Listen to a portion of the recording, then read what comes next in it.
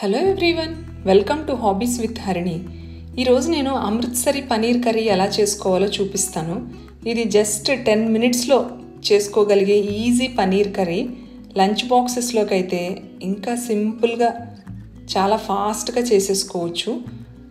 రోటీ రైస్లోకి రెండిట్లోకి ఈ కర్రీ చాలా బాగుంటుంది. ఈ simple and easy paneer curry ఎలా చేసుకోవాలో ఇప్పుడు చూద్దాం.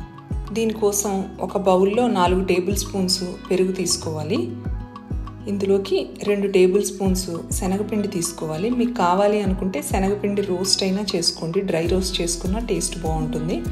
1 టీ స్పూన్ సాల్ట్, అలాగే కొంచెం ధనియాల పొడి, కొంచెం గరం మసాలా, కొంచెం జీలకర్ర పొడి, అలాగే 2 టీ స్పూన్స్ కారం వేసి ఈ పెరుగులో ఇవన్నీ బాగా కలిసేటట్టు ఉండలు లేకుండా కలుపుకోవాలి. ఒకవేళ మీకు మరీ గట్టిగా ఉంది అనుకుంటే కొంచెం పెరుగు వేసుకోండి.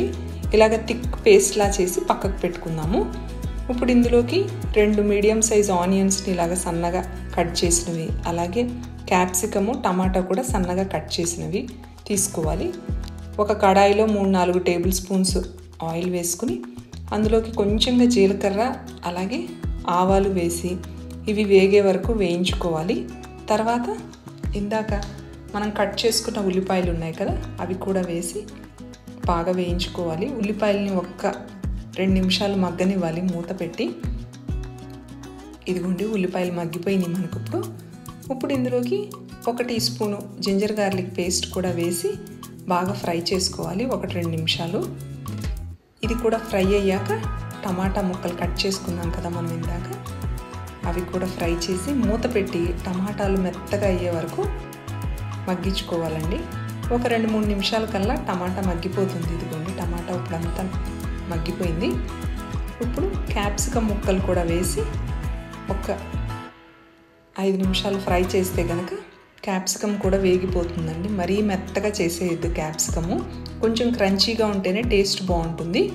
క్యాప్సికమ్ కూడా ఫ్రై అయిపోయింది. ఇప్పుడు ఇందాక మనం రెడీ చేసి పెట్టుకున్న పేస్ట్ ఉంది కదా, ఆ పేస్ట్ కూడా వేసి కన్సిస్టెన్సీ చూసుకోండి, ఎందుకంటే శనగపిండి కలిపాం కదా మనం, కొంచెం గట్టిగా అయిపోతుంది. వాటర్ కావాల్సినంత పోసుకుని మనకి గ్రేవీ కన్సిస్టెన్సీ వచ్చే వరకు వాటర్ పోసుకుని మిక్స్ చేసి ఉప్పు కూడా ఒకసారి సరి చూసుకోండి, సరిపోయిందో లేదో ఉప్పు కూడా చూసుకుని మూత పెట్టి 5 నిమిషాలు కనుక మనము ఈ గ్రేవీని కుక్ చేస్తే సరిపోతుంది. 5 మినిట్స్ తర్వాత చూస్తే ఇదిగోండి, గ్రేవీ అంతా కుక్ అయిపోయింది. ఇప్పుడు ఇందులోకి 1 టీ స్పూన్ షుగర్ అండి, జస్ట్ స్వీట్ని బ్యాలెన్స్ చేయడం కోసమే. అలాగే కసూరి మేతి కూడా వేసుకుని కొంచెంగా అన్నీ కలిసేటట్టు కలుపుకోవాలి. ఇప్పుడు లాస్ట్లో ఒక 200 గ్రామ్స్ పనీర్ అండి, గ్రేటెడ్ అయినా తీసుకోండి, లేదు అంటే ఇలాగ చిన్నగా మ్యాష్ చేసుకున్నా సరిపోతుంది. పనీర్ని ఇలా వేసి ఒక 2-3 నిమిషాలు మనము ఈ గ్రేవీలో కనుక మనం మిక్స్ అయ్యేటట్టు తిప్పితే సరిపోతుంది.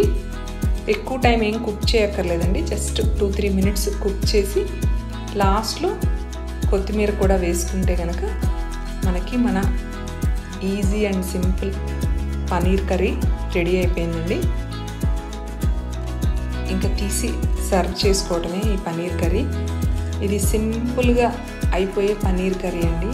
రోటీ రైస్లోకి అయితే చాలా బాగుంటుంది. మీరు లంచ్ బాక్స్లో ప్యాక్ చేయటానికి చాలా ఈజీగా ఉంటుంది, అలాగే టేస్ట్ కూడా చాలా బాగుంటుంది. ఈ రెసిపీ మీకు నచ్చినట్లయితే లైక్ చేయండి, షేర్ చేయండి, సబ్స్క్రైబ్ చేసుకోండి. రెసిపీ ట్రై చేసినట్లయితే ఎలా వచ్చిందో కామెంట్ చేయండి. నెక్స్ట్ టైం ఇలాగే ఇంకొక క్విక్ అండ్ సింపుల్ రెసిపీతో మళ్ళీ కలుద్దాం. Thank you.